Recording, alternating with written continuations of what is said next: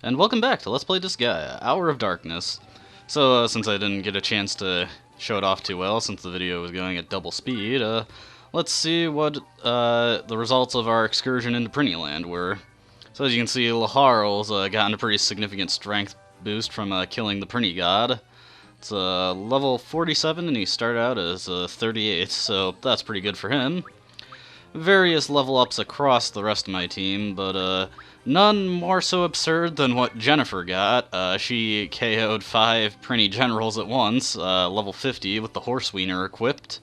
And yeah, that got her a pretty ridiculous boost, so she's gonna not be really contributing too much to my fights for a little while. And guess I'll give the Horse Wiener to Guts for the time being. I just noticed I had Jennifer equipped with slippers instead of cross trainers. Let's see if I can get a pair of cross trainers real quick. Yep. This is a real minor upgrade, but it bothers me that I'm using inferior equipment. What's her fist? It's not a big deal. I'm not going to be using her for too much anyway. Anyways, with Prinnyland out of the way, you can play all the maps in Prinnyland over and over to your heart's content until you can create all the Prinnies you could ever want. But that's not what we're here to do today. We're here to continue with the story in Ghostly Whisper.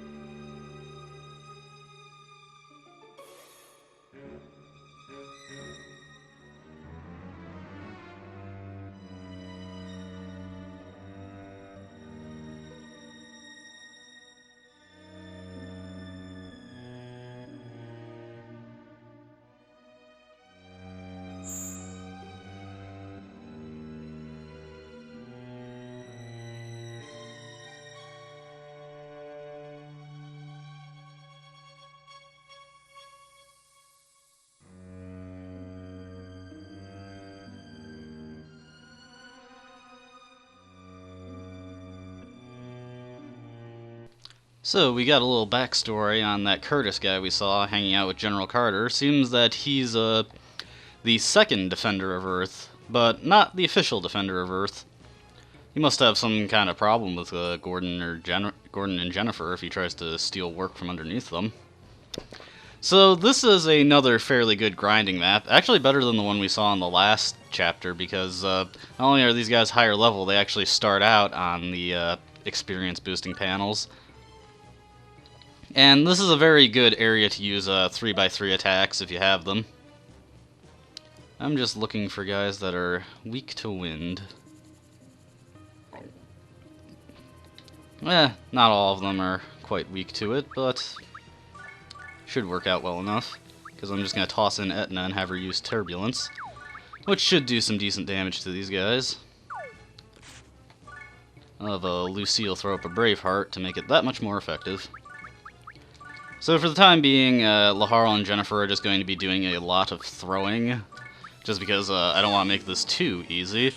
Don't worry, the level curve at this point in the game starts to get all kinds of out of whack, and enemies grow quite rapidly, so don't worry, they're not going to be benched for too long. We're going to be getting to the point where I'm going to have to field them just because the enemies are so powerful. And there we go. Yeah, one unfortunate thing about gun users is that they do not get any area of effect attacks. One of the few advantages that bow users get over them.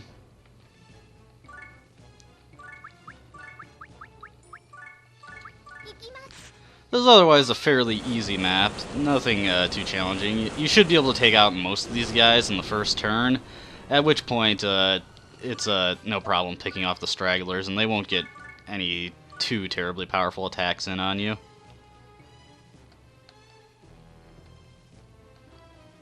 These guys are all fairly decently weak to ice.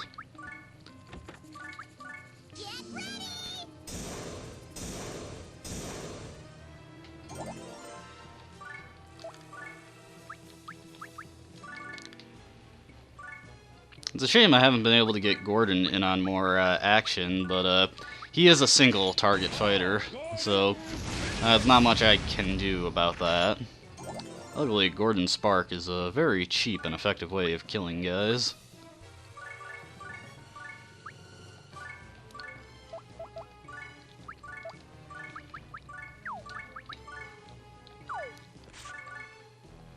One thing that I'm really appreciating is that Violent Storm is actually way more powerful than I was expecting.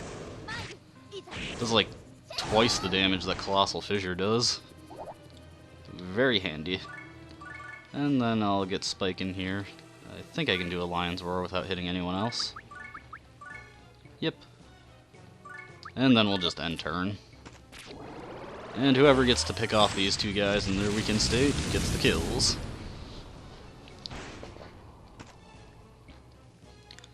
This chapter actually isn't too terribly difficult.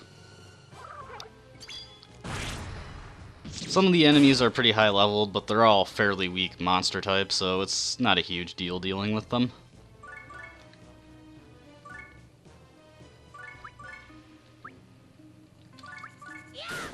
Oh wow, that actually didn't kill. Well, let's see if we can get the team attack. Alright. And double level up, nice. Okay, so who gets the honors here? Just looking for whoever's the lowest level. Definitely not Jennifer. Looks like anybody can take it, really. May as well get the most out of it, though, so...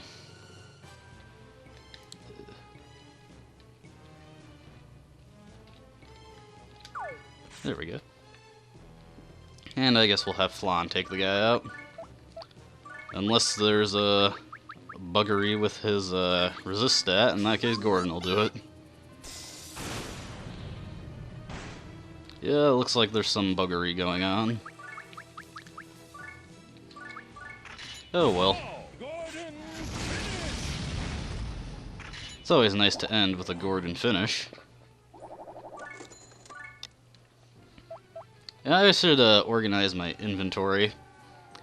I rarely ever use healing items like HP and SP restoratives, just because I rarely remember to bring them. What are some of the stats on the stuff I got in the last video? This is all pretty decent stuff.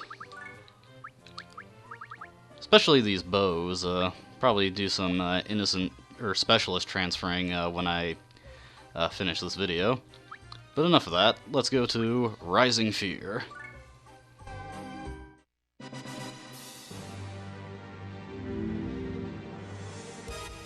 Overlord, prepare yourself! Curtis? Take this! Look out, Captain!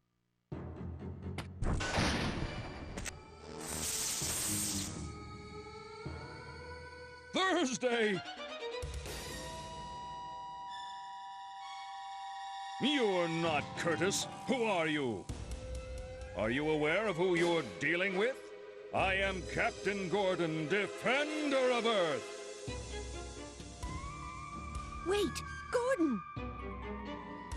What? The Defender of Earth? What would the Defender of Earth be doing here in the company of the Overlord? Yeah, well, it's a complex situation. He's my vassal. He lost to me in battle, so I made him my slave. His new name is Slayer of the Netherworld. What was that? The Defender of Earth is now the Overlord's vassal? Sir? How shameful! How disgraceful! The Defender of Earth has sunk so low. Hey, you haven't heard the whole story. Besides, you haven't even introduced yourself yet. Me? I'm Don Joaquin, the original Defender of Earth.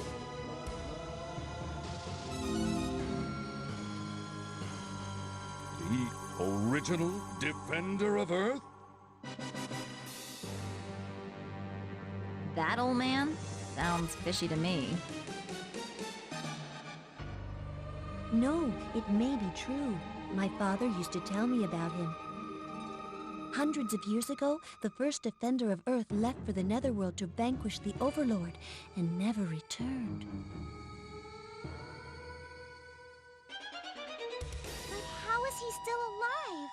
Compared to the typical human lifespan, he should have passed away a long time ago. That's probably his soul. He probably couldn't rest in peace until he defeated the Overlord, so his soul remained behind. Why?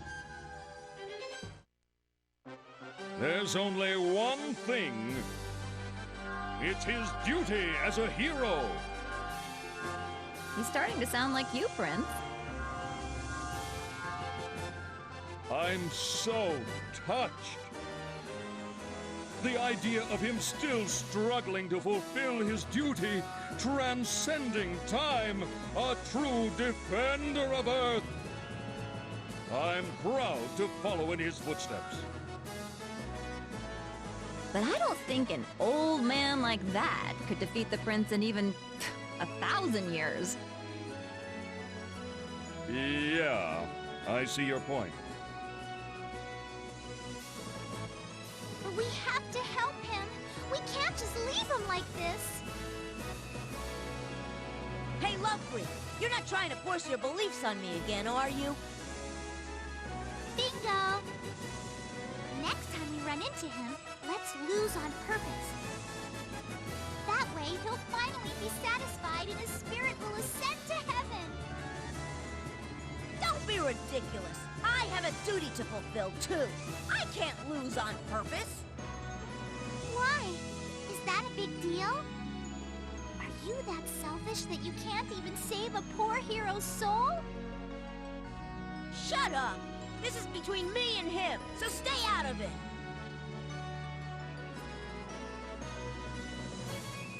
We're going in after him! So, it looks like that challenge wasn't issued by Curtis, but by the vengeful spirit of the original Defender of Earth. Or not, I suppose, not necessarily vengeful, but, perhaps regretful. Whatever the case, he wants to fight Laharl, and, he won't rest until he's won. But, we don't give up, so, he's gonna have to fight hard to, actually win. Anyway, this is fairly boring map, no geo effects. Enemies are all fairly spread out. Not the most entertaining thing to watch. I'm just trying to deliberate my first move. And my first move is to finish with Gordon. Oh, Gordon! You'll get used to hearing him say that. I'll have Guts get this kill. No. I was thinking, will this kill? But no, it didn't. Oh well. Yeah, that's the big problem with basic attacks in this game, is that they just do very poor damage.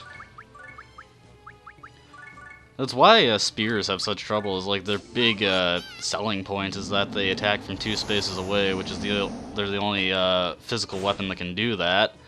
But the basic attack is so weak, it becomes pretty useless fairly quickly.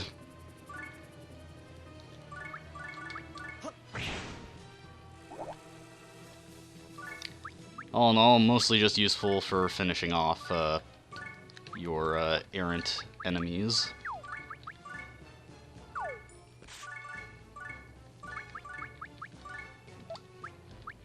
Is this guy weak to fire? Yes, he is.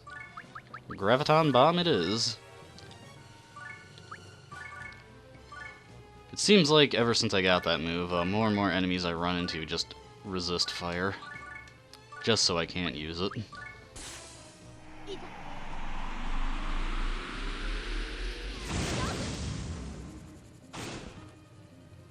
So these mages will probably cast a bunch of spells at Fu, but I'm not terribly worried. Oh, no. They must have some kind of area of effect going for them. Oh, wow. However, that might just have used up all his SP, but we'll check. Enemies do have to play by the rules you play by, so they do have SP totals they have to worry about, and actually something interesting I noticed is that if enemies kill each other, they can actually level up off of each other, which is kind of funny. These guys are weak to ice. I sense a Giga Ice coming on. It's unfortunate that Lucille bit the dust there, but not particularly surprising.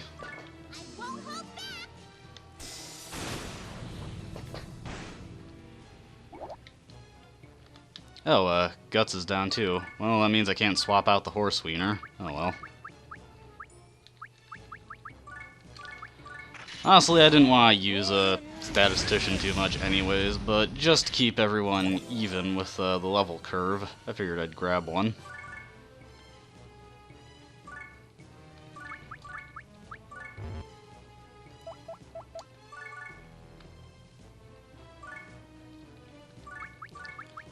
Yeah, I honestly don't have much to say about this level. This whole chapter honestly doesn't have too many interesting maps. They're either just very simple or kind of tedious to traverse. Next chapter is where things will really be picking up.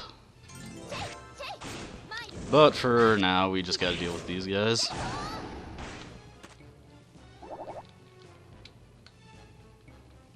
And I guess I'll have a spike serve as bait.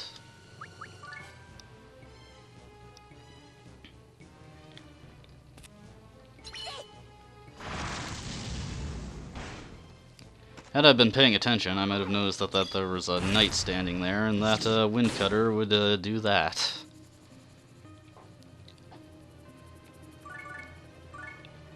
Let's see.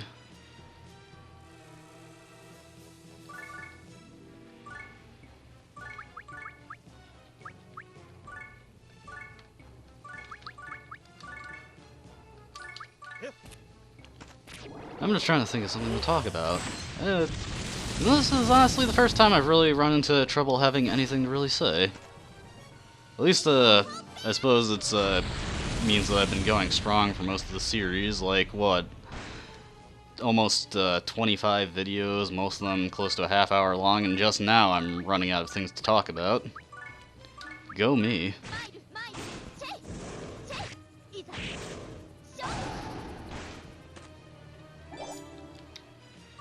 I suppose we can talk a little bit about that Don Joaquin guy. So he was the original Defender of Earth. So I wonder what being the Defender of Earth was like way back when global communication was not quite as easy as it is today. You know what, actually I don't have much to say about that either.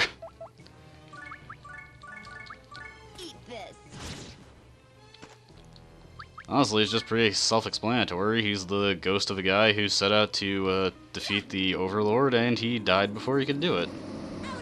Whether he was killed before he could do it, or he just died of old age, though I don't think is ever elaborated on.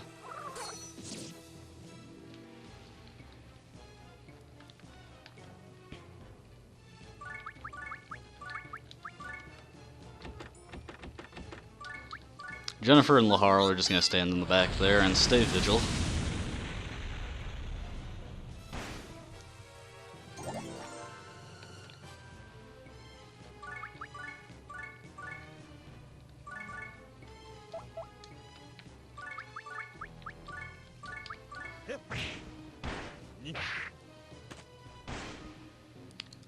I suppose I can say that Prinnyland is probably the only post-game map I'm going to be doing before I actually complete the game, because all maps unlocked after it are actually significantly more difficult than it.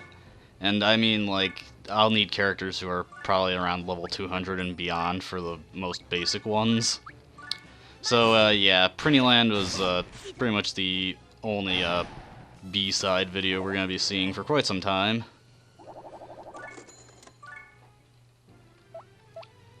And that was that map. I gotta say, a pretty dull video I churned out today.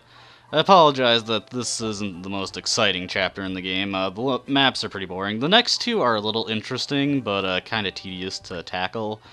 But I should have more to say about them at least. But I think that'll do for this video, so let's find a good save file. 11. I'm feeling good about 11. I hope you enjoyed watching, and have a nice day. Until next time. See ya.